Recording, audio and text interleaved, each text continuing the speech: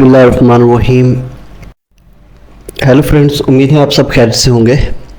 तो आज की हमारी जो वीडियो है वो एसपीएससी के जो करंट टेस्ट हुए थे अभी रिसेंटली 24 अप्रैल को रिगार्डिंग लेक्चरशिप ऑफ फिजिक्स, तो उसी के सोल्यूशन के ऊपर है। हम लोगों ने उनके पेपर को सॉल्व किया है।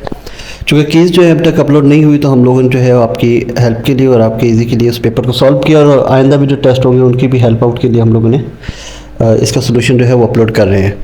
तो उम्मीद है आपको ये हमारी वीडियो पसंद आई होगी। हमारे चैनल को सब्सक्राइब कर दें और बेल आइकन को प्रेस करें ताकि इसी वीडियो का पार्ट 2 और नेक्स्ट जो भी वीडियोस हमारे चैनल से रिलेटेड होगी वो आपको मिलती रहे। तो चलते हैं आज के लेक्चर की तरफ। इस पेपर को जो है वो सॉल्व करते हैं। एसपीएससी ने जो है वो टोटल 50 एमसीक्यूज़ दिए थे। तो उनमें से जो 10 थे वो इंग्लिश रिलेटेड और फिज़िक्स से दूसरे मतलब जनरल नॉलेज और उनसे रिलेटेड थे। तो बाकी जो 40 थे जो फिज़िक्स रिलेटेड थे वो हम लोगों ने सॉल्व किए हैं। उन 40 पे हम लोगों ने 2 पार्ट्स जो हैं वो वीडियोस के बनाए हैं। 20 क्वेश्चंस का एक पार्ट है और 20 क्वेश्चंस का दूसरा पार्ट है। इसी तरीके से जो है ये हम लोगों ने जो पेपर सॉल्व किया वो पेपर टाइप ए है। मैं आप लोगों को पहले ही बताता चलूँ, तो उसी के अरेंजमेंट के हिसाब से हम लोगों ने सॉल्व किया है। तो पहला क्वेश्चन जो एसपीएससी ने हमें जो है इस पेपर में दिया था वो दिया था, if vector field A is equal to whole bracket x plus 3y vector plus y minus 2xj vector plus x plus mz k vector is solenoidal, then the value of m is. यहाँ पर ये जो है z component में हमारे पास जो है यानी कि k कंपोनेंट में जो m की वैल्यू है वो हमें पूछना चाह रहा है। एक वेरिएबल इसने दे दिया है और वेक्टर फील्ड जो है वो सोलेनोइडल बताई हुई है। तो सोलेनोइडल याद रखिए, एक तो वेक्टर फील्ड जो है वो सोलेनोइडल में अगर हम लोग इसका डाइवर्जेंस लेते हैं तो वो ज़ीरो होता है। तो divergence of vector field in a solenoidal always remains zero, यानी कि आप इस ये जो वैल्यू इसने दी हुई है x plus 3y vector plus y minus 2xj vector plus x plus mz k vector is equal to zero, क्योंकि इनका जो रिजल्टेंट आएगा वो ज़ीरो आएगा। तो इन सब के आप जो है आप 3 डायमेंशनल डेरिवेटिव ले लें। फर्स्ट डेरिवेटिव यानी कि x प्लस 3y का x डेरिवेटिव लेंगे और y माइनस 2xj का y डेरिवेटिव लेंगे। इस तरीके थर्ड में जो है हम लोग थर्ड डायमेंशन में z डेरिवेटिव ले लेंगे इसे k वेक्टर का। तो अगर आप पहली वैल्यू x प्लस 3y का इसका x का डेरिवेटिव लेंगे तो उसकी वैल्यू 1 आ जाएगी। इस तरह के दूसरे में y का डेरिवेटिव लेंगे तो उसकी वैल्यू भी 1 आएगी। तो आगे माइनस 2x जो है इसी ये जो है ये ज़ीरो हो जाएगा। इस तरीके थर्ड वैल्यू में जो है आप z का डेरिवेटिव लेंगे तो उसमें x की वैल्यू 0 आ जाएगी। तो mz की जो डेरिवेटिव लेंगे तो उसकी वैल्यू यानी 1 आ जाएगी। तो यानी कि पहली जो i वेक्टर है उसमें उसकी वैल्यू 1 प्लस j वेक्टर की वैल्यू भी 1 जब आप y का डेरिवेटिव लेंगे तो, और तीसरे में जो है वो m आ जाएगा। तो 1 प्लस 1 प्लस m, तो 1 प्लस 1 2 हो जाएगा plus m is equal to 0। तो 2 जो है इज इक्वल टू उस तरफ जाएगा तो इसकी वैल्यू माइनस 2 हो जाएगी। तो m की वैल्यू जो है वो माइनस 2 आएगी। आप इसे सॉल्व कर सकते हैं और यूट्यूब पे गूगल पे इसके काफ़ी सारे सोल्यूशंस पढ़े हैं और या इस किस्म के क्वेश्चन के सोल्यूशन पढ़े हैं। तो सोलेनोइडल फील्ड में याद रखिएगा वेक्टर फील्ड जो सोलेनोइडल की होगी उसका डाइवर्जेंस 0 होता है, इज इक्वल टू 0 रखेंगे। इसके सोल्यूशन पर जो आंसर आएगा -2। सो ऑप्शन सी जो है that is the correct option पहले क्वेश्चन का। सेकंड एमसीक्यू उन्होंने दिया था वो था the parameter that Kepler's law of period relates to. अच्छा, ये जो क्वेश्चन है ये मैंने अपने पहले जो प्रिपरेटरी लेक्चर्स बनाए थे उनमें ये क्वेश्चन मैंने समझाया हुआ है पिक्चर के साथ और ये इसके अंदर आया भी हुआ है। तो आप इसको वहाँ से भी देख सकते हैं। किसी ने वीडियो देखी होगी तो मे भी उसकी हेल्प आउट हो रहा है। अच्छा, केप्लर्स के जो है ना वो 3 फेमस लॉज हैं जो प्लानिटरी मोशन से रिलेटेड है। पहला इसका जो लॉ है वो ऑर्बिटल लॉ है। तो यही कहता है कि हर जो प्लैनेट है वो सन के सराउंडिंग में एलिप्टिकल पाथ पर मूव करता है। सेकंड जो उसका लॉ है वो एरिया से रिलेटेड है। तो ये कह रहा है कि इक्वल एरिया जो है वो इक्वल टाइम पीरियड में जो है ना वो करता है, कवर करता है। अच्छा, तीसरा ये जो है ये टाइम पीरियड का पूछ रहा है, equal interval of time second ये होता है। तीसरा अब ये कह रहा है कि कैपिटल लॉ के पैरामीटर जो टाइम लॉ ऑफ पीरियड से रिलेटेड हो। तो पीरियड का जो लॉ है उसका वो थर्ड लॉ है, लॉ ऑफ पीरियड से कहा जाता है। तो वो लॉ जो है वो यही बताता है कि square of the time period is directly proportional to the cube of the semi major axis. तो ये टाइम पीरियड और मेजर एक्सिस के बीच में ये रिलेशन है, तो इसे लॉ ऑफ पीरियड भी कहा जाता है। ये थर्ड लॉ है। तो option D that the Kepler's law of period relates to the semi major axis and the time period. तो option D is the correct option. Next MCQ इनका जो था इन्होंने दिया था वो था what happens when the stress applied to the body is increase beyond the maximum value and is removed after some time.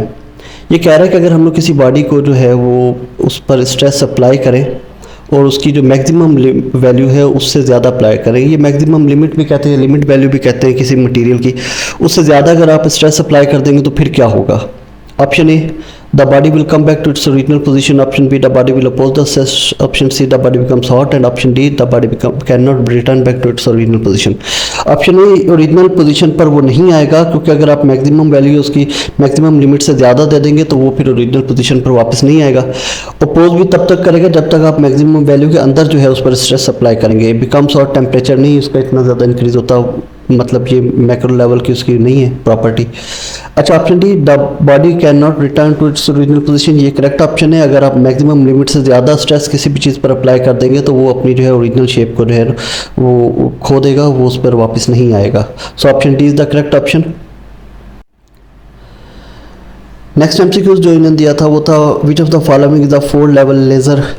एक तो इन्होंने ये जो है ये न्यूडियम यट्रियम जो है वो लेज़र के बारे में इन्होंने बताया हुआ था।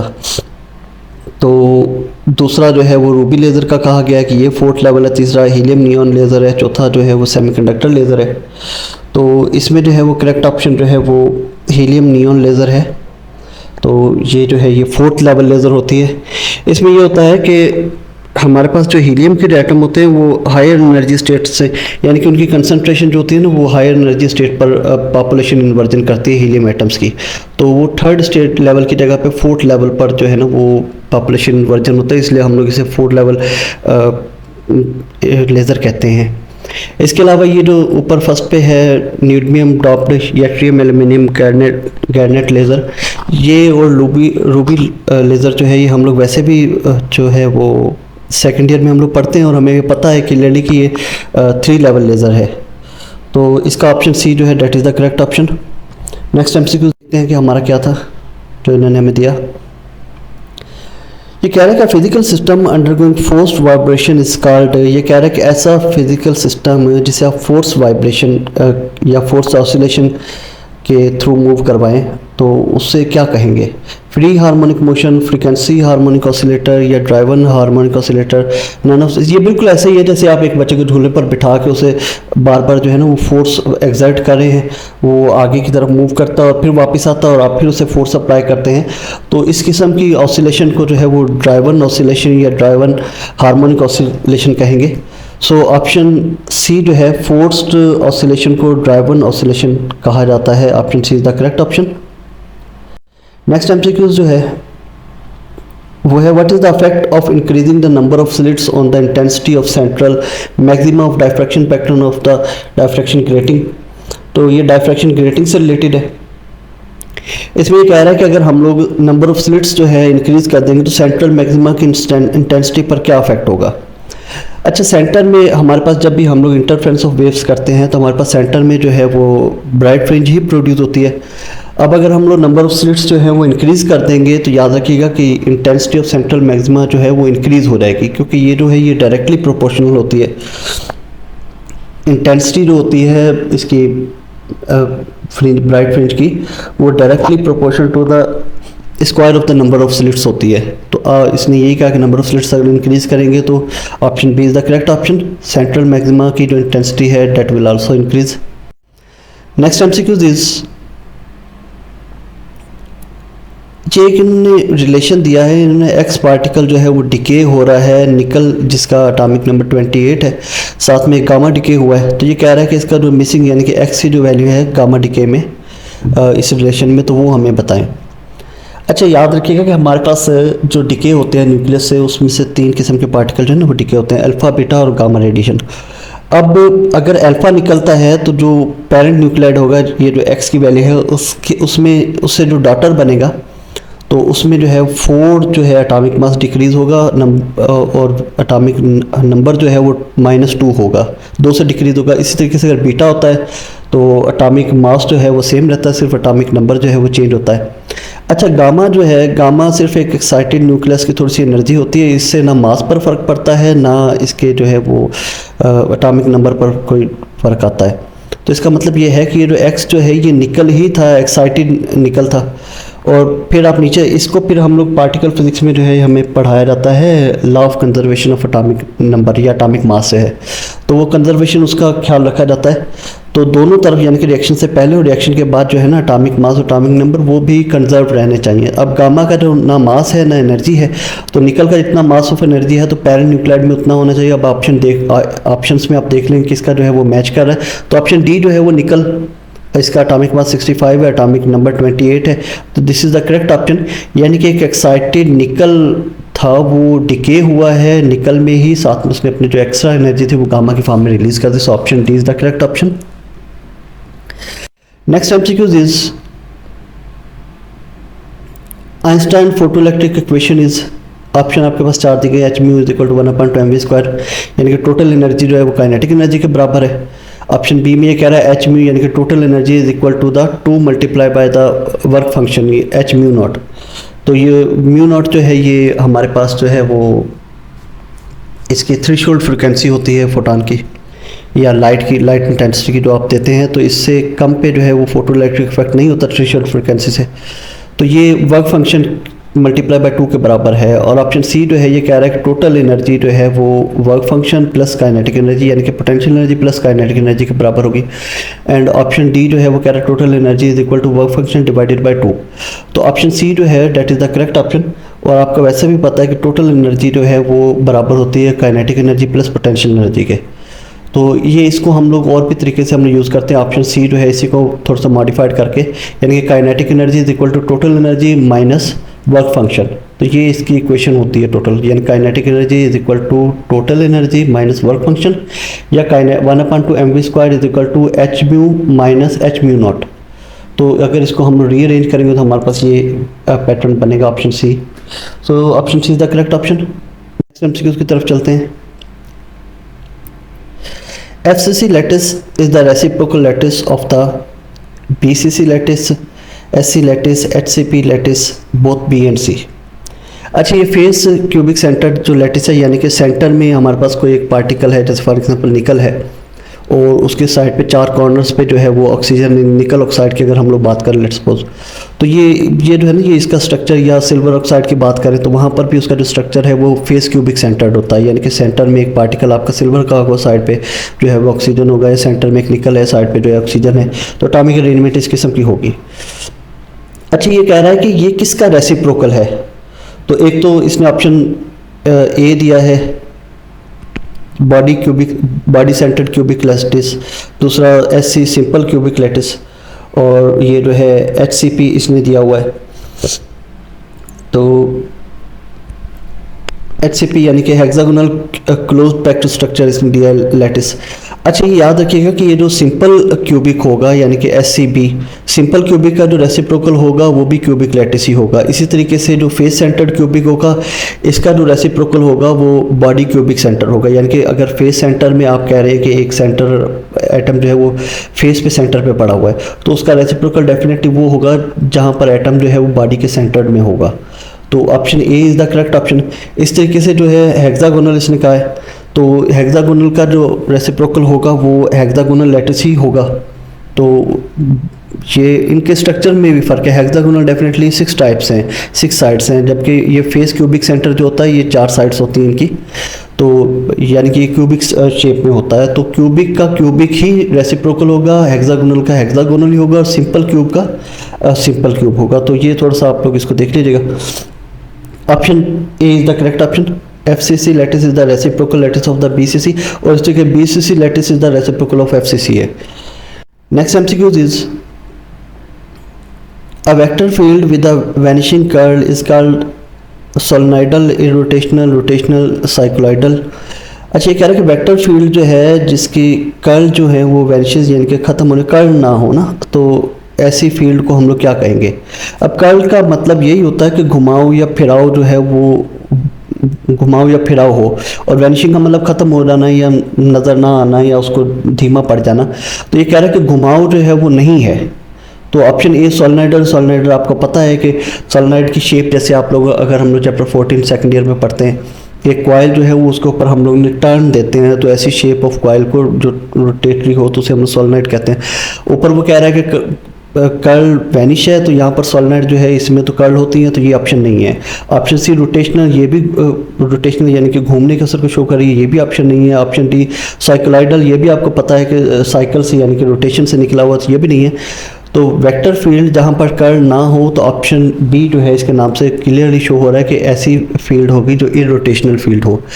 ये ऐसे ही है जैसे आप देखिए पानी है, पानी किसी दरिया में या नदी में फ्लो कर रहा है, तो पानी जो है अब बिल्कुल सीधा आ रहा है, तो अगर उसमें कोई घुमाव नहीं है या कर्ल नहीं है, जैसे बाद वक़्त पानी के अंदर क्या होता है कि बिल्कुल वो नीचे कोई उसके अंदर होल हो जाता है, उसके अंदर वो घुमाव कर्ल शुरू हो जाती है, तो वो तो कर्ल फील्ड है, वो उसमें तो आप कह सकते हैं ना। लेकिन वेक्टर फील्ड जहाँ पर कर्ल नहीं है, तो उसमें फिर वो सीधा फ्लो करेगा, वो रोटेट नहीं करेगा पानी, वो सीधे का सीधा जो है ना नदी में मूव करेगा, तो आप उसे इररोटेशनल फील्ड या इररोटेशनल फ्लो कहेंगे। तो ये इसी किस्म से है। So option B is the correct option. Next MCQ is find the maximum value of the resolving power of a grating 3 cm wide having 5000 lines per centimeter if the wavelength of the light used is 590 angstrom। ये कह रहा है कि हमारे पास एक grating है जो 3 centimetre wide है और पर सेंटीमीटर उसमें जो नंबर ऑफ स्लिट्स है या नंबर ऑफ लाइंस जो है वो 5000 है। हमने जो लाइट इस्तेमाल की वो 5890 एंगस्ट्रम है। तो आप हमें बताएं कि मैक्सिमम रिजॉल्विंग पावर की जो वैल्यू होगी वो कितनी होगी। Option A 40,000 angstrom, option B 45,000 angstrom, इसके ऑप्शन सी और डी जो है वो इन्हें दिए हुए हैं। अच्छा, इसके लिए हम लोग रिजॉल्विंग पावर का जो है वो फार्मूला इस्तेमाल करेंगे। तो उस फार्मूले को जब आप इस्तेमाल करेंगे, अब इसकी बहुत सारी कैलकुलेशन पढ़ी हुई हैं, आप देख सकते हैं, ये आपकी बुक में भी इसका फार्मूला दिया हुआ है। तो उस फार्मूले को जब आप इस्तेमाल करके इसको सॉल्व करेंगे तो पता चलेगा कि जो रिजॉल्विंग पावर की जो वैल्यू है वो 45,000 एंगस्ट्रम आ रही है। तो option B is the correct option. Next MCQ is which of the following is not a postulate of kinetic molecular theory of gases। Option A, if in gas there is a predominance of intermolecular energy। Option B, collision of gas molecules are elastic। Option C, all molecules have same speed at different temperatures। and option D, do not exert the same pressure in all directions। तो ये कह रहा है kinetic molecular theory का जो postulate है उनमें से कौन सा जो नीचे वाला है वो सेटिस्फाई स्टेटमेंट नहीं है। तो इंटरमॉलिक्यूलर ऑप्शन ए जो है वो कह रहा है कि इंटरमॉलिक्यूलर एनर्जी जो होती है वो प्रीडोमिनेंस होती है गैस में, डेफिनेटली ऐसे ही है और ये प्रीडोमिनेंट होती है। और दूसरा ऑप्शन जो है वो कह रहा है collision of gas molecules are elastic, definitely the collision of gas molecules are elastic collision. Option C, all molecules have same speed at different temperature. ये कह रहा है कि ऑल मॉलिक्यूल्स की जो स्पीड होगी वो सेम होगी इन डिफरेंट टेम्परेचर। तो ये पॉसिबल नहीं है। देखिए, अगर आप डिफरेंट टेम्परेचर से यानी कि गैस मॉलिक्यूल्स का टेम्परेचर डिफरेंट है तो उनकी काइनेटिक एनर्जी भी डिफरेंट होगी। काइनेटिक एनर्जी डिफरेंट होगी तो उनकी स्पीड भी डिफरेंट होगी, तो उनकी स्पीड सेम नहीं हो सकती। So this statement option C is not matching with the postulate of kinetic molecular theory of gases. So option C is the correct option. इस तरह ऑप्शन डी है, do not exert the same pressure in all direction. ये भी correct है। मतलब ये जो है वो मैच कर रहा है पोस्टुलेट से काइनेटिक मॉलिक्यूलर थ्योरी के, कि जब मॉलिक्यूल्स के टेम्परेचर सेम नहीं होता है और उनका जो है वो फिर वो प्रेशर, उनकी स्पीड सेम नहीं होती तो वो प्रेशर भी सेम एग्जर्ट नहीं करते हर डायरेक्शन पे। जिसकी स्पीड ज़्यादा है वो ज़्यादा ज़ोर से टकराएगी कंटेनर की वॉल से, और जिसकी स्पीड कम है वो कम प्रेशर से। तो ये भी जो है मैच कर रहा है। ऑप्शन सी जो है वो मैच नहीं करता मॉलिक्यूलर थ्योरी से। So option C is the correct option. मैं नहीं समझता, देखिए मैंने पहले भी जो है वो पिछली वीडियोस भी बनाई हैं और उनमें भी पेपर्स को सॉल्व किया है। एसपीएससी मुझे हमेशा लगता था कि शायद ये इनके पेपर जो है वो मुश्किल ही होते हैं, लेकिन ये पेपर मेरे हिसाब से इन्होंने काफ़ी जो है वो मॉडरेट से भी नीचे यानी कि एवरेज से भी नीचे जो है इजी पेपर बनाया है। अगर 40 क्वेश्चन है तो इनमें से कोई 7-8 या 5-6 क्वेश्चन ऐसे होंगे जिनमें कैलकुलेशंस हैं या थोड़ा सा वो दिया हुआ है या कंसेप्ट दिए हुए हैं। बाकी जो है अगर आप में से किसी ने फर्स्ट इंटर डिटेल में पढ़ाई हुई है तो ये बिल्कुल फर्स्ट इंटर के लेवल के क्वेश्चन है और उसमें काफ़ी क्वेश्चन तो बिल्कुल वो इजी दिए हुए हैं। तो पेपर काफ़ी इजी था। तो उम्मीद है कि स्टूडेंट्स ने जिन्होंने तैयारी की होगी उन्होंने स्कोर भी किया होगा और मेरा ख्याल है कि मेरिट जो है वो कुछ हाई जाएगा। अच्छा चले देखते हैं। इस एमसीक्यूज में ये कह रहा है कि how many fission take place per second in a 300 megawatt reactor assuming each fission releases 200 mega electron volt energy. ये कह रहा है कि अगर 300 मेगावाट जो है वो रिएक्टर हमारे पास हो तो एक सेकंड में कितने जो है वो फिजन हो सकते हैं अगर हर फिजन रिएक्शन में 200 मेगा इलेक्ट्रॉन वोल्ट जो है वो एनर्जी रिलीज़ हो रही है। तो अब सिंपल ये पूछ रहा है कि फिजन टेक प्लेस कितना करेगा। तो यहाँ पर आप सबसे पहले एनर्जी जो है इसको कन्वर्ट कर लें जूल में। तो 200 mega electron 200 multiply by 10 power 6 और इलेक्ट्रॉन वोल्ट में मल्टीप्लाई कन्वर्ट करने के लिए आप multiply by 1.6 into 10 power minus 19 जो है ना वो इसके साथ मल्टीप्लाई कर दें, तो आपके पास जो एनर्जी है वो आ जाएगी जूल में। इसके बाद आप जो है वो पावर जो है देख लें, पावर के फार्मूले से P is equal to energy rate of doing work या रेट ऑफ एनर्जी जो है आप निकाल लें। तो एनर्जी पर यूनिट टाइम आपने पहले निकाला हुआ है, एनर्जी की वैल्यू आप निकालेंगे 1 सेकंड में कितनी है, तो वो आपके पास जो भी वैल्यू आएगी उसको आप जो है पावर जो आपके पास 300 मेगावाट दे इसके साथ मल्टीप्लाई करते हैं। जब आप एनर्जी जो जूल में कन्वर्ट होगी उसको पावर के साथ मल्टीप्लाई करेंगे तो आपके पास नंबर ऑफ फिजन जो है पर सेकंड वो आ जाएगा।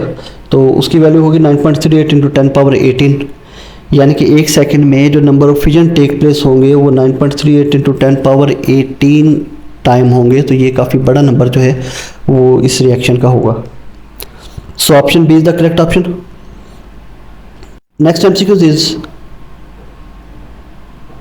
During projectile motion the horizontal component of the velocity, horizontal component पर किसी किस्म की एक्सेलरेशन ग्रेविटी नहीं लग रही होती तो वो रिमेन्स कांस्टेंट रहता है। So option C is the correct option.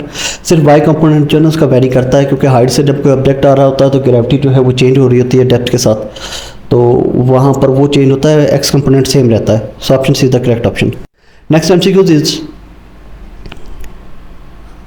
Soft films exhibits brilliant colours in sunlight due to, ये सॉफ्ट फिल्म हो या ऑयल लेयर पर जो हमारे पास जो भी फिल्म प्रोड्यूस होती हैं ये इंटरफ्रेंस ऑफ लाइट्स की वजह से होती है, क्योंकि डिफरेंट लेयर्स जो होती हैं वो लिक्विड्स की वो लाइट को जब रिफ्लेक्ट बैक करती हैं और वापस आकर वो लेयर्स जो है वो लाइट की जो वेव्स होती हैं वो इंटरफ्रेंस करती हैं। एज अ रिजल्ट हमारे पास जो है वो फ्रिंजेस प्रोड्यूस होती हैं या सॉफ्ट फिल्म या डिस्पर्शन टाइप जैसे 7 कलर्स होते हैं वो हमारे पास क्रिएट होते हैं।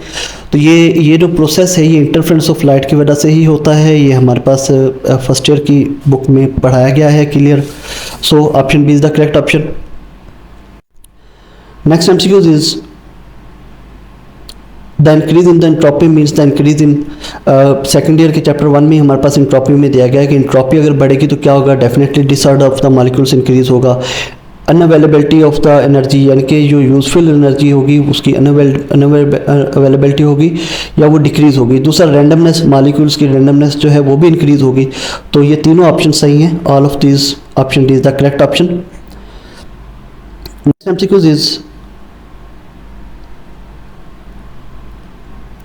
The light of suitable frequency falling on a metal surface ejects electron, the phenomena is called, ये भी हमारे पास जो है ना वो चैप्टर नंबर 17 में मॉडर्न फिजिक्स में हमारे पास सेकंड ईयर की बुक में दिया गया है कि अगर किसी मेटल सरफेस पर जो है वो सुटेबल फ्रिक्वेंसी यानी कि थ्रेशोल्ड फ्रिक्वेंसी से ज़्यादा फ्रिक्वेंसी की लाइट जो है वो पड़ती है तो इलेक्ट्रॉन्स उसमें से निकलते हैं। इस फिनोमेना क्या कहते हैं? एक्सरे एमिशन कहते हैं, कॉम्पटन इफेक्ट कहते हैं, न्यूक्लियर फिजन कहते हैं, फोटो इलेक्ट्रिक इफेक्ट कहते हैं। तो इसे फोटो इलेक्ट्रिक इफेक्ट कहते हैं, यानी कि फोटॉन के टकराने की वजह से इलेक्ट्रॉन्स अगर इजेक्ट होते हैं तो इस इफेक्ट को फोटो इलेक्ट्रिक इफेक्ट कहते हैं। तो ये आइंस्टाइन ने जो है वो दिया था, इसके ऊपर से नोबेल प्राइज़ भी मिला हुआ है। एक्सरेज जो है वो एक्सरेज बेसिकली एक्साइटेड इलेक्ट्रॉन होते हैं जो दोबारा डी एक्साइट होते हैं। एज अ रिजल्ट हमारे पास इलेक्ट्रोमैग्नेटिक रेडिएशन देते हैं जिन्हें हम लोग एक्सरेज कहते हैं।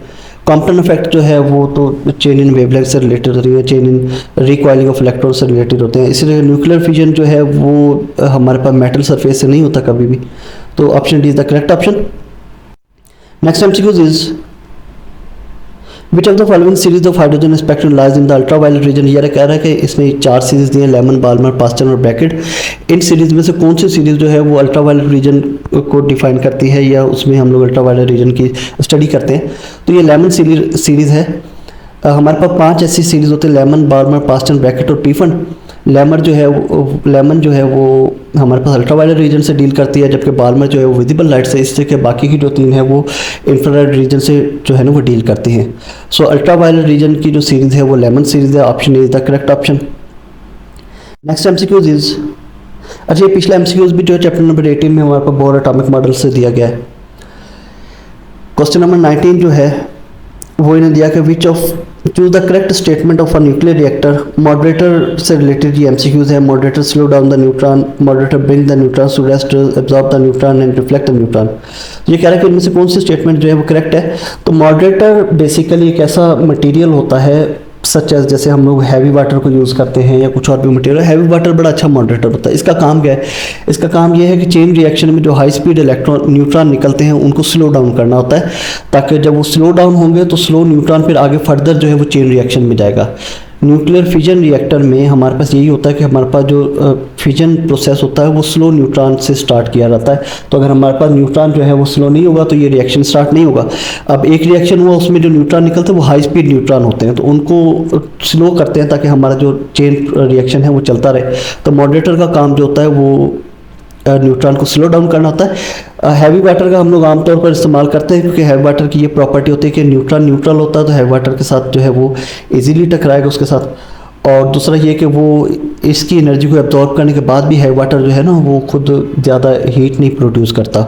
तो ये उसकी प्रॉपर्टीज़ हैं 2-3 जिसकी वजह से हम लोग इसको इस्तेमाल करते हैं। So option A is the correct option, moderator slow down the neutron.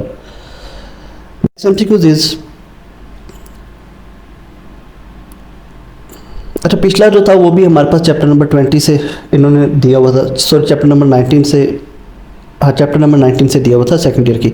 इससे कि ये जो है average distance covered by alpha particle is in air before its ionization power cease. ये कह रहा है कि अल्फा पार्टिकल अगर हम लोग एयर में डिके करते हैं, वो ट्रैवल करता है, तो उसकी आयनाइजेशन पावर जो है वो ख़त्म होने से पहले जो है वो जितना फासला कवर करता है उसे क्या कहा जाता है? एक ट्रैजेक्टरी बेसिकली पाथ को डिफाइन करेगी, वो उसके एवरेज डिस्टेंस जो कवर है उसको डिफाइन नहीं करेगी।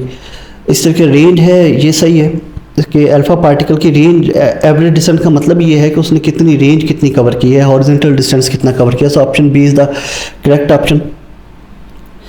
ये भी हमारे पास जो है हमारे वैसे ये पढ़ाया भी जाता है, और अगर आपने थोड़ी बहुत भी कहीं भी इनकी अल्फ़ा बीटा और गामा की स्टडी की होगी, इनकी आयनाइजेशन पावर की, पेनिट्रेटिंग पावर की, तो ये आप बिल्कुल इसको आंखें बंद करके बी पे क्लिक कर सकते हैं। So option B is the correct option. तो इस वीडियो के जो है हम लोगों ने, सॉरी इस पेपर के जो है फर्स्ट 20 MCQs के ये लेक्चर है।